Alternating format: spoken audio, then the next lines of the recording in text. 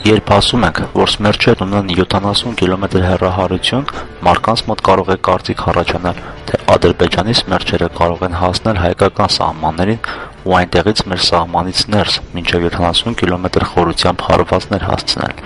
բայց իրականում այդպես չէ։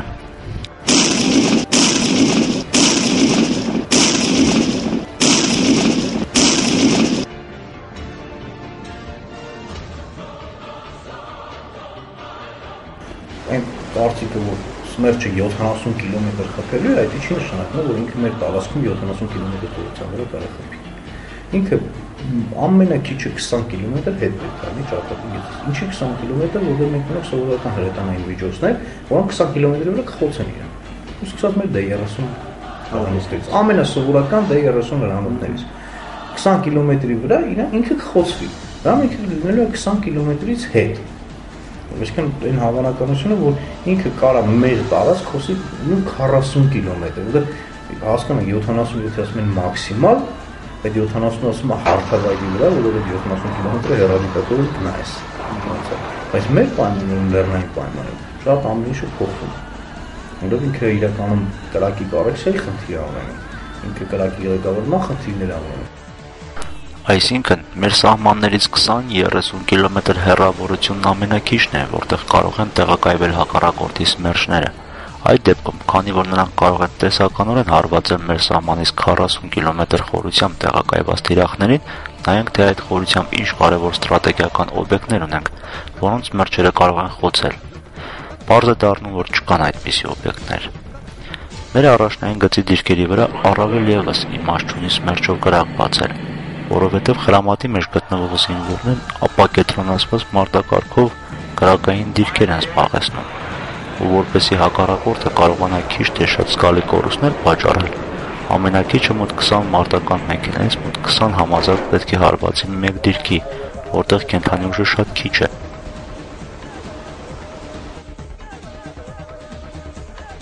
Կան հստակ հաշվեր, որ հակառակորդի հրետան հակառակորդի օդուժի հարվածներից հրետակոծությունից մենք հաշվարկում ենք, որ այս մեր տարբերակով, մեր պաշտպանության տարբերակով մենք առավելագույնը ունենալու ենք 30% կորուստներ։ Ընդհանուր։ Ու հասկանանք իհարկե այս կորուստ կոչվածը եւ մարդկային ուժն է եւ տեխնիկան է։ Սակայն պատերազմի ժամանակ պետք է հստակ գիտակցես, որ անհնար պատերազմում ծովեր չլինեն։ Իսկ մենք ուղղել եմ ասում, այդ հաշվարկները հենց մեծ օդից եկած չեն, դրանք որի պատերազմի փորձից են։ Որ հակառակորդի հրետանու, նմանատիպ գրաբի, սմերչի հարվածից, իր ռմբակոծությունից մենք դիրքերում կորցնում ենք առավելագույն ընդհանուր 30%, որով մեր մարտունակությունը չի ընկնում։ Որպեսզի մարտունակությունը ընկնի, պետք է 50 եւ ավելի տոկոս կորուստ կան։ Այսինքն քանի դեռ մենք 50%-ի կորուստ չունենք, մենք հստակ կարող ենք արժի դրած խնդիրը կատարել։ Իսկ իր այդ նման ամեն ոչ միայն սմերչի, այլ իր ամբողջ հրետանային միջոցների եւ այլն կիրառումից առավելագույն ընդհանրապես 30% կորուստ կարա պատճառը առաջերտին, որտեղ ապակենտրոնացված են մարտակարգը։ Մարդիկ իրար կողքը չեն, ասենք պետք է մի 20 հոգի իրար կողքը նույն քառակուսու մեջ գտնվեն, որ բոլորը զոհ են։ Իսկ այդպես մարտակարգ չի թույլ, անթույլատրել կուտակում։ Նման կուտակում, ասում եմ, կարող է լինի միայն կենտրոնացման շրջաններում։ Իսկ կենտրոնացման շրջանները հենց ելնելով այդ ամեն ինչից, որ մենք գիտենք հակառակորդը ինչ ուժեր ունի, ինչ միջոցներ ունի, կենտրոնացման շրջանները երբեք չեն նշանակում ունես տեղերում, որտեղ կարող են սմերչից հարվածներ հասցվել։ Այստեղից հասկանում ենք, որ հակառակորդն իր սմերչերը օգտագործելու է բնակավայրերի դեմ, քանի որ բնակավայրերից բացի այլ նշանակետ, որպես այդպիսին հակառակորդը չունի։ Մեր հակառակորդն ունի սմերչեր ու ինչպես արդեն նշեցինք, դրանք ճակատային գծից 20 կիլոմետր հեռավորությունից ավել չի մոտեցնի մեր դիրքերին, բայց մենք էլ այդ դեպքում կարող ենք ճակատային գծին մոտեցնել մեր սմերչերն ու հանգիստ խոցել նրանց համակարգերը։ Դա մենք կարող ենք անել նաև մեր ունեցած չինական WM80 համակարգերով, սակայն եթե ձեռք բերենք չինական AR1 համակարգերը, որոնց հեռահարությունը մինչև 130 կիլոմետր է, ապա դրանք հակառակորդի հրետանու կրակի գոտից դուրս մեր սահմանից 20 կիլոմետր ներս տեղակայելով անգամ կկարողանանք հակառակորդի սահմանից մոտ 100-110 կիլոմետր խորությամբ ոչնչացնել նրա թիրախները։ Այսինքն այնպիսի հեռավորության վրա պահել հակառակորդի սմերչերը եւ այն միջոցները, որտեղից նրանց առավելագույն հեռահարությամբ անգամ մեր տարածքներից չեն հայտնվի հակառակորդի կրակի գոտում։ Բացի այդ, նման կերպ հնարավոր կլինի նաև ոչնչացնել մեր ճակատային գծին մոտեցող հակառակորդի զորաշարերը։ Իրանք սմերջ ունեն, իրանք սմերջ չունեն, մարտավարությունը, մեր մարտավարությունը սա խորհրդային մոդելի մարտավարությունն է, հիմնական, որոշակիորեն փոփոխված։ Այդ մարտավարության մեջ խորհրդային միության արդեն գլխանց հաշվարկած էր ամեն ինչ, որ հակառակորդը ունենալու է ոչ միայն ՌՍԶ, ունենալ նաև փոքր ատոմային ռումբեր եւ այլն եւ այլն եւ այլն։ Այդ մարտավարությունը մշակած է արդեն, որ ենթադրենք դու մոտենում ես ճակատի գծին, պետք է ռազմաճակատի գծին մոտենաս, դու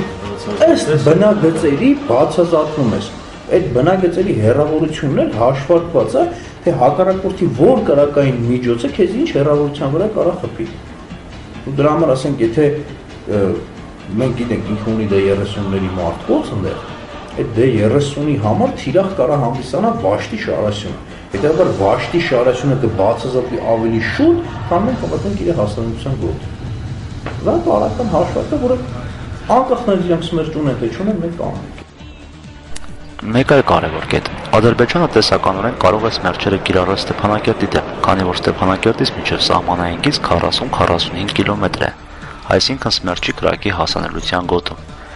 Ադրբեջանը պետք է հստակ հասկանա, որ եթե սմերչը կիրառի Ստեփանակերտի դեմ, մենք նույն հնարավորություններ ունենք Կիրովաբադի նկատմամբ, որն ավելի մեծ քաղաք է, դեռ չնշենք մյուս քաղաքները։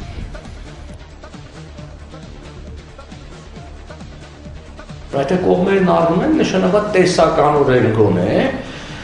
երկուսն են խնդիր ունեն, որ կարող է եւ օգտագործում քաղաքների դեմ։ Հիմա երբ որ մենք 88 թվականից նայում ենք այս կոնֆլիկտի էսկալացիան, մենք հասկանում ենք, որ այսինքն առաջի գործողական զենքն են իրանք օգտագործողը, չգիտեմ, առաջի ավտոմատը,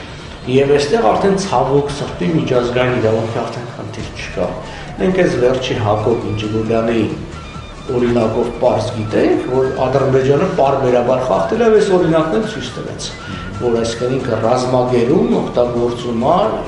արգելված նպատակների համար, այն է իր ռոպագանդիստական եւ այլն, որ միջազգային իրավունքի խախտում է։ Իհարկե, իր բնույթով համեմատելի չի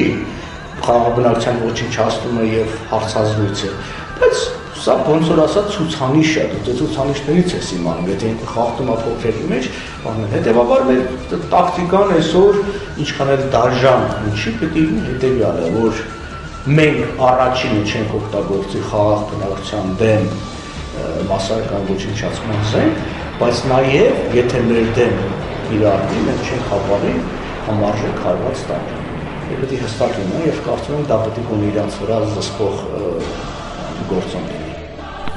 Ամփոփելով նշենք, որ Ադրբեջանի կողմից սմերչել ձեռք բերելով ռազմական հավասարակշռությունը ուժերի միջև չի փոխվում,